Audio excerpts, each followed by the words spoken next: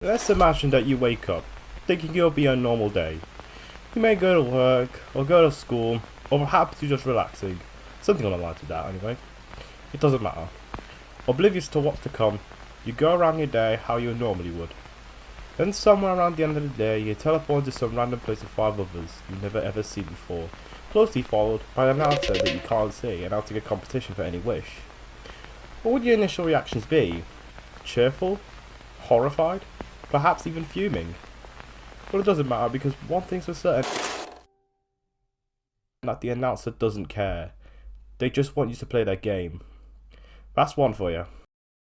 Well, it could have just been another generic object show with all the same principles for one, end up becoming an incredibly surprising and well done story. And it's no secret why so many people in the object show praise it to this day. But where do we begin? Looking into once the equivalent of walking into a shopping centre with hundreds of stores and not knowing where to go first. Let's start with the beginning. The rapid rise in object shows during the early to mid 2010s gave rise to the OSC, a community that seems to revolve around, what else? Object shows. It started off small, but eventually when creators on the OSC got big, they started to expand their brand. We're talking about merch, to plushies, to books about the show, to a full-blown convention that happened a month ago at the time of me writing this. With it doing very successful both IRL and online, and with the stream of it having thousands of concurrent viewers.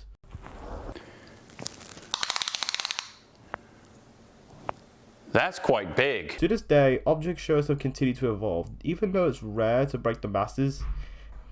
That's what happened to a little-known person named Cheesy. Cheesy started off making random videos, but eventually gone to making these remote animations that were uploaded until autumn of 2019. And for the next few months, he would continue to upload more videos, and we made it to 2020. On January 12th, a teaser trailer for One came out. There isn't much to it, and the details it does have I'll save for later. 5 months and several uploads later, One finally premiered with the first season lasting 9 episodes from June 11th to July 19th of the next year.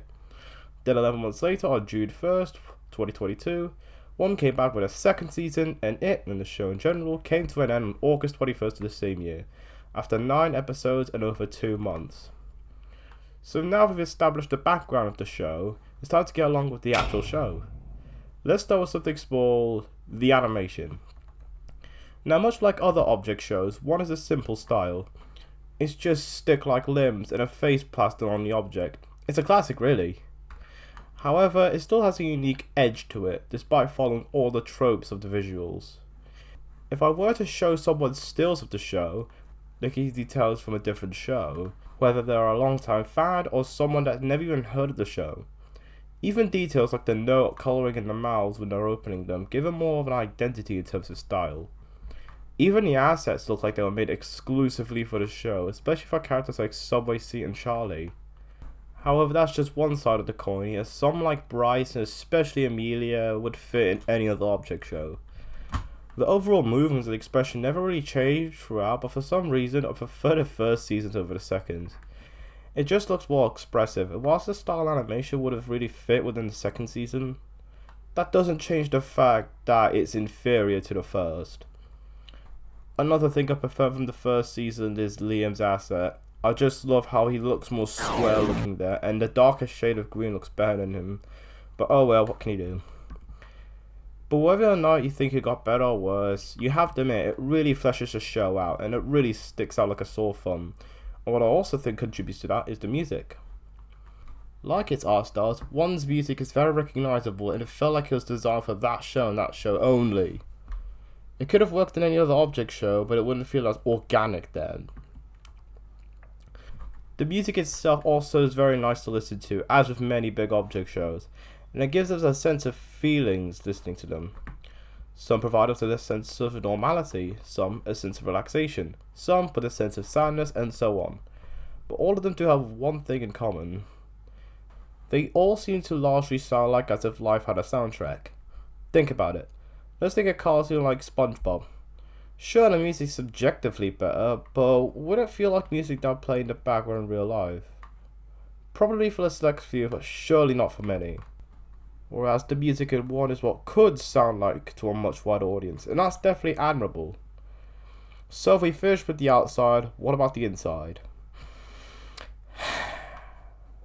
Well, strap in, because it's going to be a long section of the video. How about we kick things off with its characters, because ooh boy, there's something else. Overall, they are very well done, especially the first 6. But you know, I can't just tell it to you. I may as well show you. Notice how the show opens with displaying some of the characters' lives. It tells us that they actually have an identity, a real life if you will. It's the first time this isn't going to be a typical object show. Furthermore, though they were giving different names that they were based on the object, it shows us that this is the start of the characters losing their identity. But how about we give a more morbid example?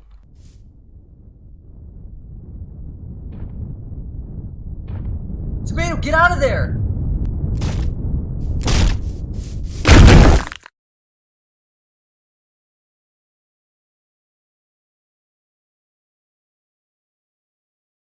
Look at their expressions. They're horrified, in absolute shock.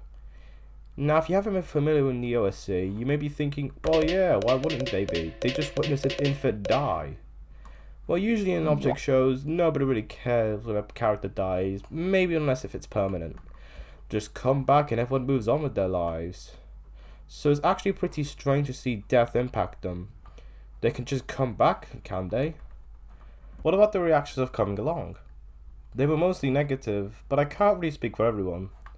Taylor started out as enthusiastic and wanting to win, although by the time of her elimination episode, she started to become more paranoid and wary like her fellow contestants.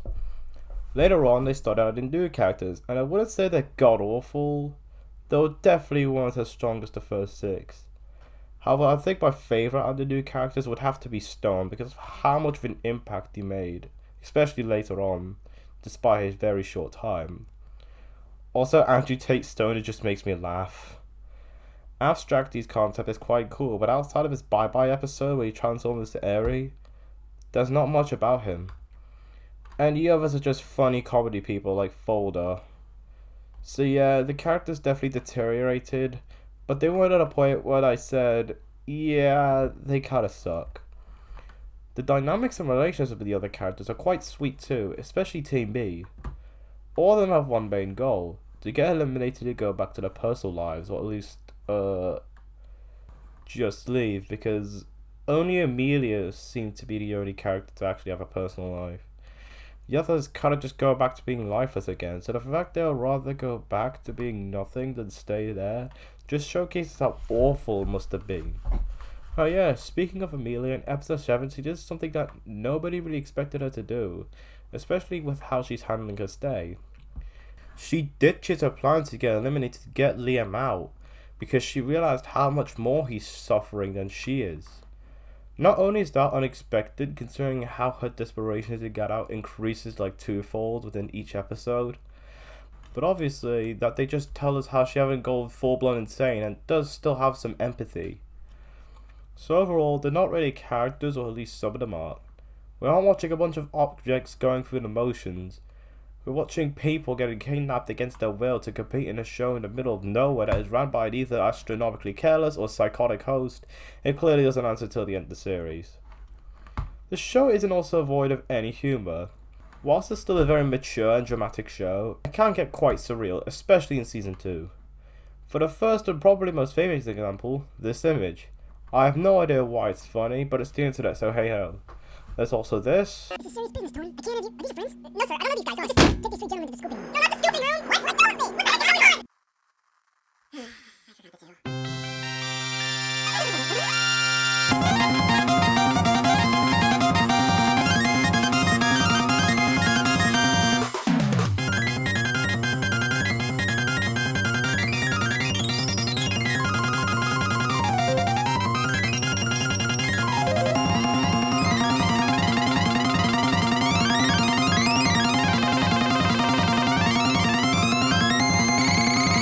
And my personal favourite. What's up, it's your boy? We're gonna smash this thing. Yeah, let's do it. Would you like a sledgehammer? As a delicious tasty treat. I'm not quite sure I understand. That was literally so cool, guys. Let's dance. Okay. To the surprise of absolutely no one, I think that the humour is the show's weakest aspect. But then again, The show would be a 60th as memorable if it was the strongest aspect. I do like the surreal nature of it quite a lot. From mutant tech destruction channels to one of the contestants that exists just to give information to even the regular landscape, it never feels ordinary there, whether it's good or in most cases bad. However, what the show excels at most is with its story, of course, especially with the second season. Apparently it was inspired by Breaking Bad, which explains its much more mature theme, but I don't really have anything to confirm it, so you may as well have to take my word from it. Anyways, season 1 feels like the Lord of the Flies of object shows, as instead of everything being by the books, it subverts the hell out of it. But why did I compare it to the Lord of the Flies? Simple. They are both our subversions and turn something generally positive extremely negative. Adding on to the toll is that both also seems to make the characters more mad and insane the longer they spend, destroying even the most optimistic. Season 2, on the other hand, feels like a completely different show. Instead of just parodying a concept, it decides to be its own thing. Liam, Bryce's and Tex's adventure to find Eri. They even talk to different characters, including the best thing ever, Oscar. But eventually they find Eri and he dies and he gets his comeuppance in the end. Oh yeah, notice how I forgot to mention one key detail that happened before Eri is found? Bryce disappeared and it wouldn't be explained until the next episode, where it was revealed that he came back to 1. Why did I omit this info before? Because it segues to my next point, its use of cliffhangers. The show uses it in almost every episode and it'll always work so well. Even in the finale it uses it, which I'll get to later, but let's just say that's either the best or the worst time to use it depending on who you are. It's always used to get people to tune into the next episode, and whilst there's been a technique people have been using since like the 1960s, I can't recall a single moment that has been used in any other object show. And how about that finale? When I first tuned in, I was very disappointed at the ending, and oh boy, was I far from the only one. But now I see why I was left unresolved. 1 is a very open show with very few closes. Even its name is a mystery for crying out loud. Furthermore, it's a very realistic show, despite surreality. So it wouldn't really fit if Liam had a 1v1 Fortnite battle with Eri and Eri loses and Liam gets him and everyone back and they all live happily ever after. So yeah, it's not really going to have a happy ending that closes everything. It's just going to end in the typical 1 fashion. In a way, there's some benefits, such as I said before, leaving it to the fans to decide what happens next, even though I imagine some of them to be very questionable. You know how the 1's fan base like. But as for the rest of the finale, it's actually quite good. I do like the rising stakes between Liam and Eri after Liam finds out there's going to be a season 3. And when you send Eri to the plane, it's just so cathartic. What about Eri himself? Well, in all honesty, he's a character I'm not too sure about.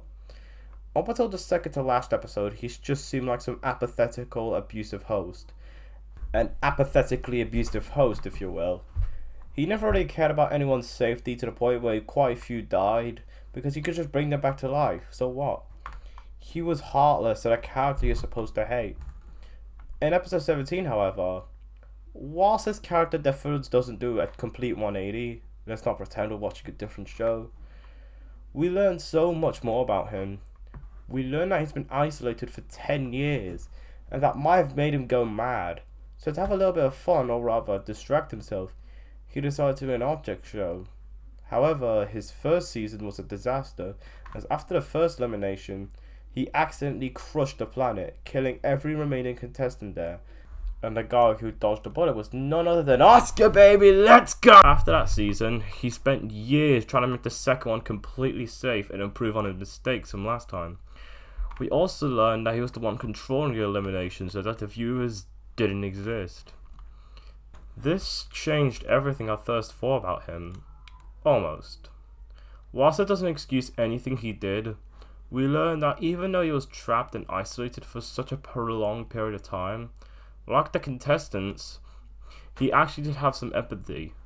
Charlie and Taylor was the first 2 to go, and both of them are minors, so the fact that Eri chose to eliminate both of them first is a good starting sign. Furthermore, the fact that even chose to make the competition not bloody Death Valley shows his empathy even more. Sure, Aries still airy, but Airy not only actually got a personality, instead of just haha contestants go die, he's got a very depressing one, and that is very well needed.